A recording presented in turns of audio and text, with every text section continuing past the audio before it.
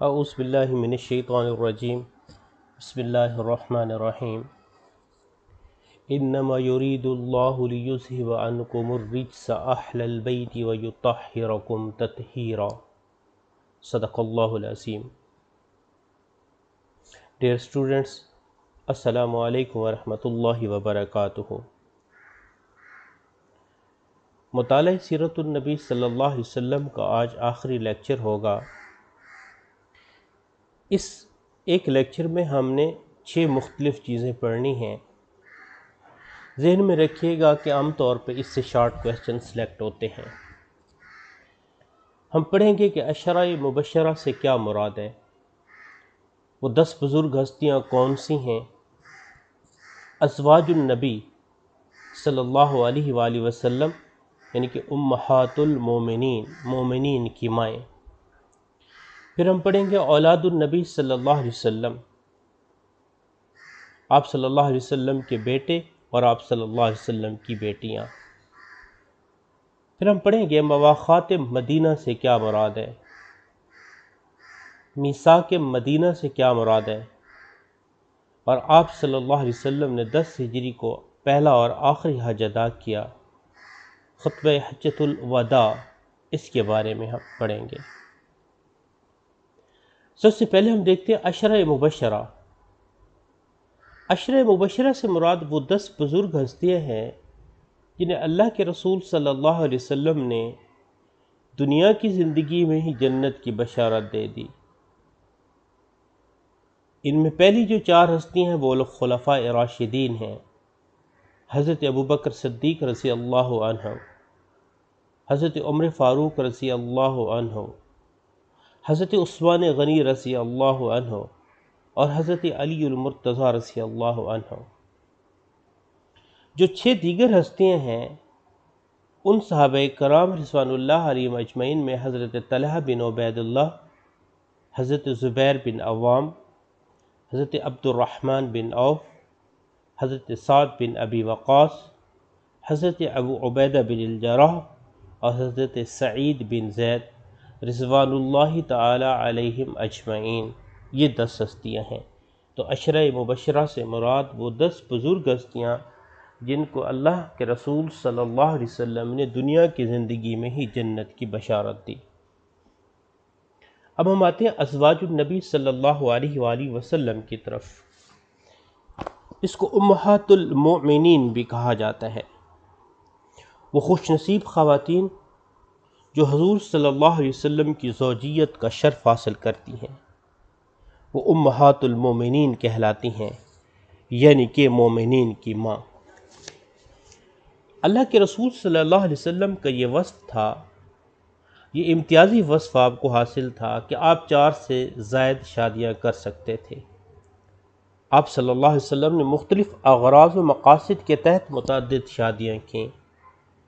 آپ صلی اللہ علیہ وسلم کی جو ازواج ہیں، جو امہات المومنین ہیں، ان کی تعداد 11 بتائی جاتی ہے، اور ان میں جو سب سے پہلی ہیں وہ سیدہ خدیجۃ الکبریٰ رضی اللہ تعالی عنہ ہے، اور ان کی زندگی میں آپ صلی اللہ علیہ وآلہ وسلم نے دوسری شادی نہیں کی۔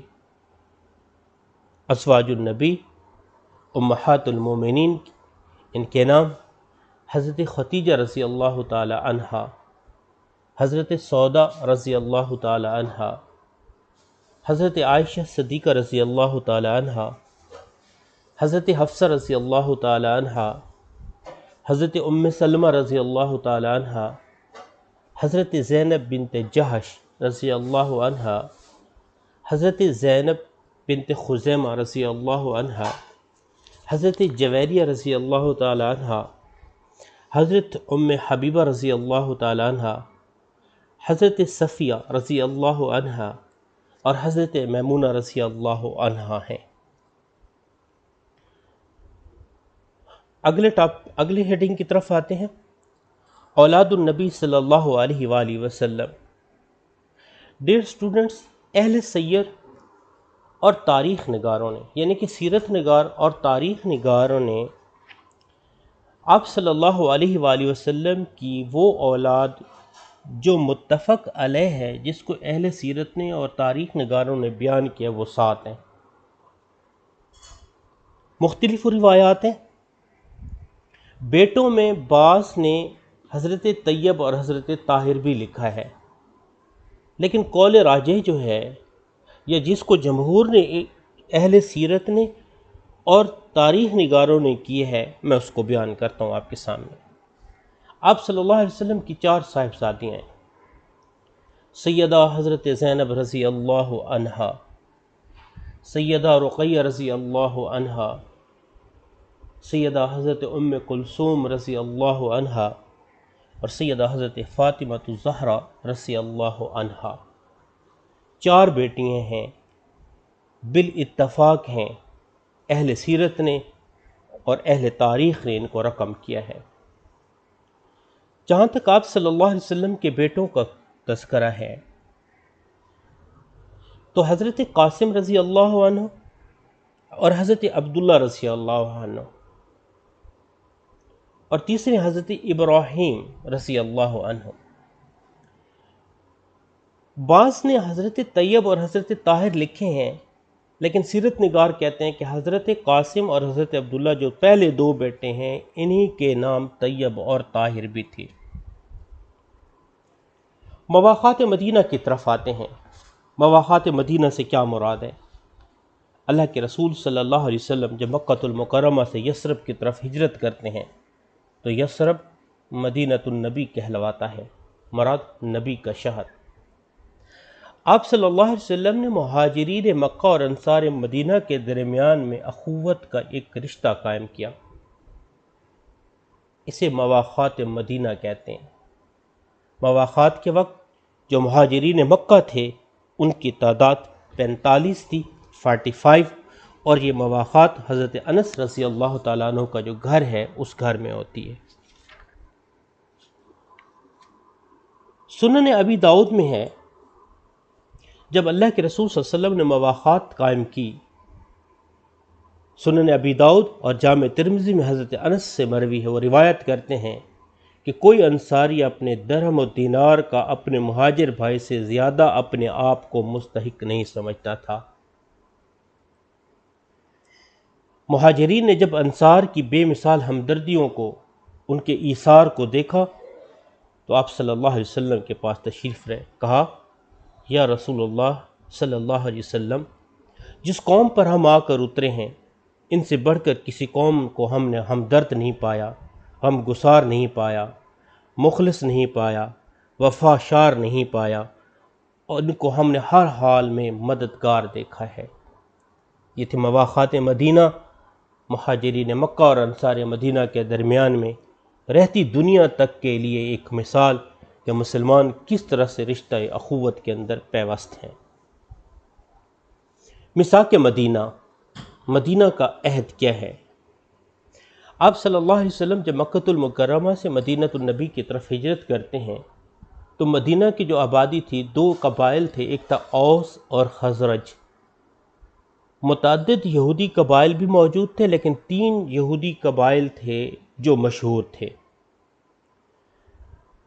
ہجرت کے 5 ماہ کے بعد، 5 ماہ گزر گئے ہجرت کو، اللہ کے رسول صلی اللہ علیہ وسلم نے مدینہ کے یہود کے ساتھ ایک معاہدہ کیا، یہ میثاق مدینہ کہلایا۔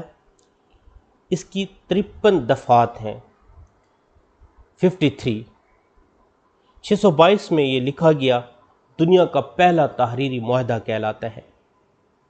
سیرت ابن ہشام اور البدایہ و نہایہ میں اس میثاق کی دفعات کو لکھا گیا ہے۔ اس کی اہم دفعات میں سے چند ایک میں آپ کے سامنے بیان کرتا ہوں۔